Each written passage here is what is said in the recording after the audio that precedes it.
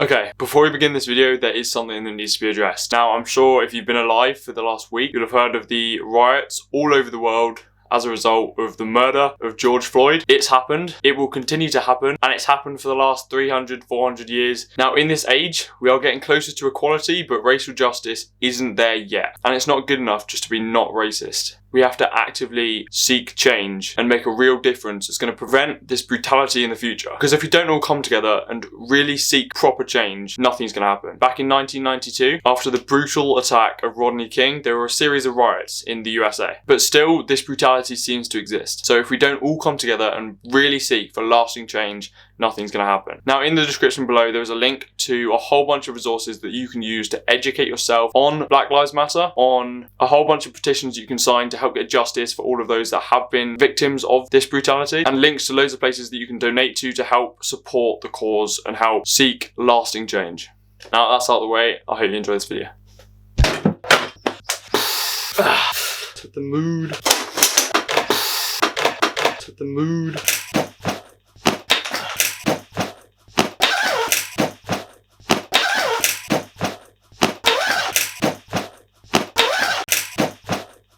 Right, now some of you thinking, what is this back? What is this back? I'm not gonna do that.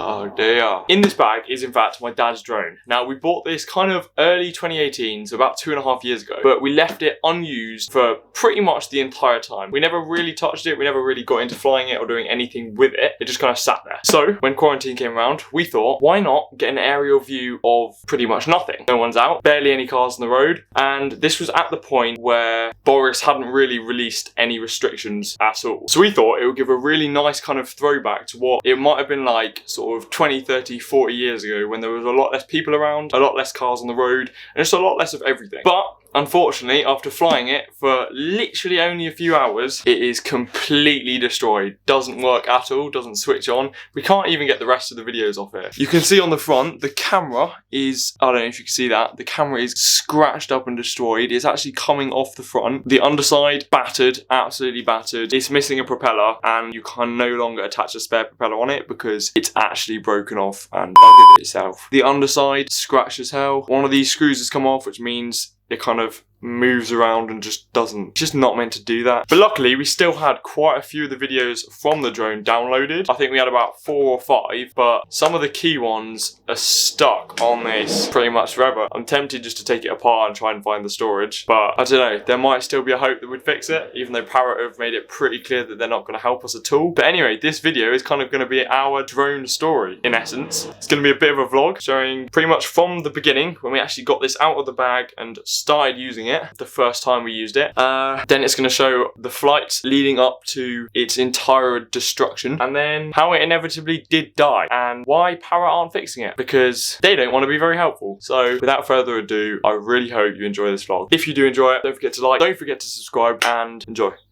I'm just got this fat backpack on, and it's got a drone in, so I mean, I'm just heading over to the field now, and I'm hopefully going to get some good shots of the sunset and the clapping, or not the clapping, but the people that are still out.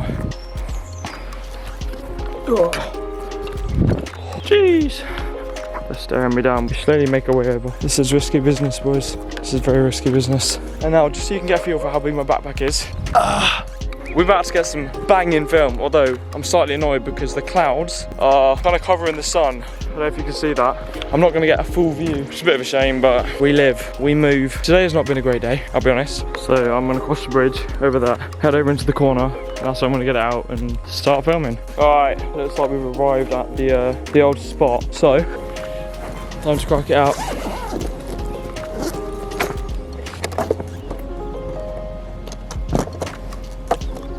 There's the beast. Oh my god, I've done it again. No, I haven't. That's cool. There's also a horse slowly approaching, so it's getting slowly closer. So actually, I'm gonna migrate a bit over. Yeet. Yeah, I'm migrating. Alright, let's get it. Convoy, go green, go green. Yes. Oh wait, no. Yeah, we got a vision, boys. We got a vision, which means it's takeoff time. I've never actually flown this before, so a bit of a learning experience here. Woo! Okay, so at this point everything was fine. Unfortunately, I didn't get the drone footage because it's still on the camera and I can't get it off. But the only problem that I had was at points it would cut off slightly and it meant that it wouldn't fly into the wind. You'd go full power forwards, but it wouldn't really move. It would just get carried back by the wind. So I had to land it and didn't get much here. All right, there you go, boys. It's time to go. Let's do it. Actually, now to turn this off yet. Nope. There you go. No, it turned it back on. What do you mean? Please. Oh my god. Yo, making progress. There you go. Okay, so about a week later we took it over to the local lake, and the aim of this was just to get a bit better at flying it, but also record a bit of test video. Unfortunately, it was one of the only pieces of video that we actually got.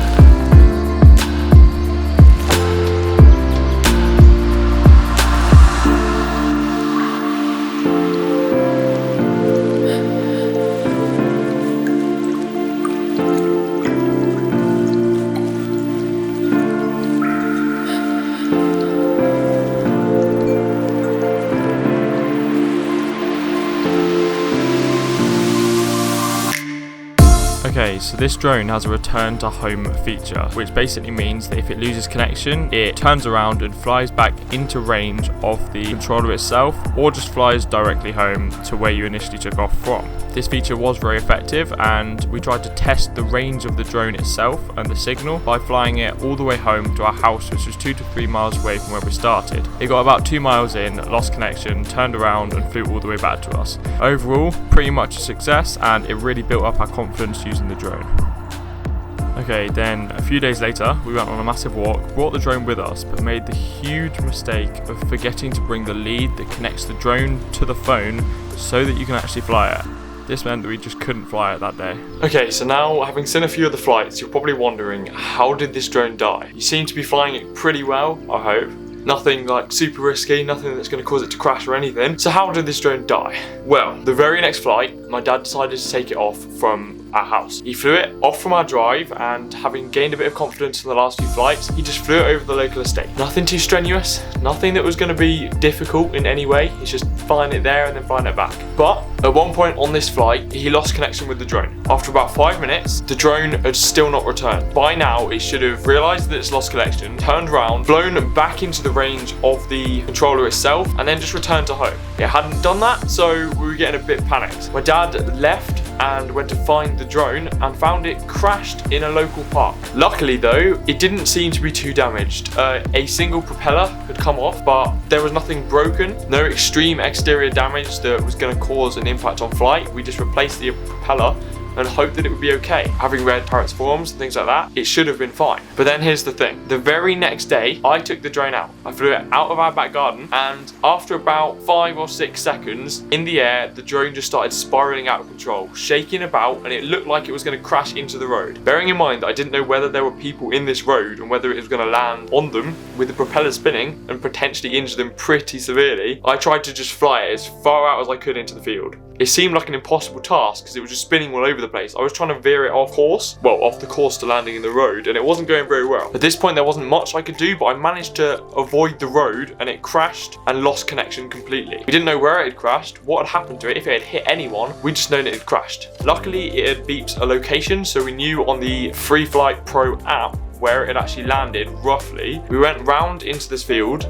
It wasn't there, and then I saw this red flashing, and it had landed in someone's back garden on their shed. Now, bearing in mind it's quarantine, you're not really supposed to be able to go anywhere. So we had to knock on their door, gloves and mask, and from a safe 2-meter distance, we explained the story to them, and surprisingly, they were completely fine with it. They went into the garden, tried to get it out, and then upon getting it back, it was utterly destroyed. It didn't turn on anymore. The propeller was completely broken, the underside scratched, the lens scratched, and all of that damage that I showed you at the very start of the video. It was completely destroyed and was not going to work anymore. So we kind of tried to figure out what had actually happened with it. But on the flight up, everything was looking fine.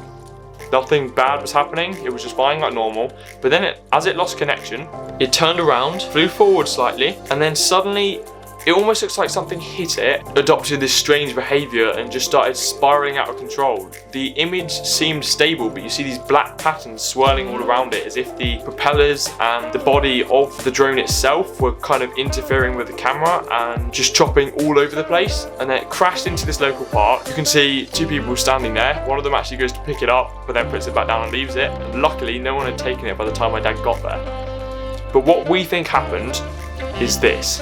On the underside of these drones are these 4 screws that hold the main body to the battery and the camera, pretty much the main power for the drone itself. Now, these screws come loose pretty easily. I can turn and take them off by hand, no problem. So, either the wind has caused it literally just to blow undone and fall off, or, as you saw in that video, there's a tiny black spark that appears on the screen before it starts spiraling out of control. We think that may have knocked one of these screws off the base, and now this has caused the base not to be stable with the actual body itself. It flops around a bit and detaches from the body. And now if this is flying in the air and you're doing turns and stuff, if air or currents of air get into this, it's going to start to spiral like this, start to flop all over the place. And that's exactly what appeared to happen when we were flying the drone itself. It was flopping around, spinning all over the place, and then crashed. So we think either just because we've had it too long and these screws are really easily coming off now all of a sudden, or it's just poor design by Parrot. But one of these screws has come off, cause air currents to get inside, spiral it out of control, and make it crash. Now the worst part is, upon contacting Parrot, they said because it was out of the warranty was 2 years, we've had it 2.5 years, even though we hadn't flown it at all, they were not going to offer any compensation. Worse than that, we asked to get it repaired, but they said even though this has only been out like a few years, that they no longer offer any support for this model, any support whatsoever. They weren't even bothered to allow us to pay to get it fixed. They said you can find loads of parts, spare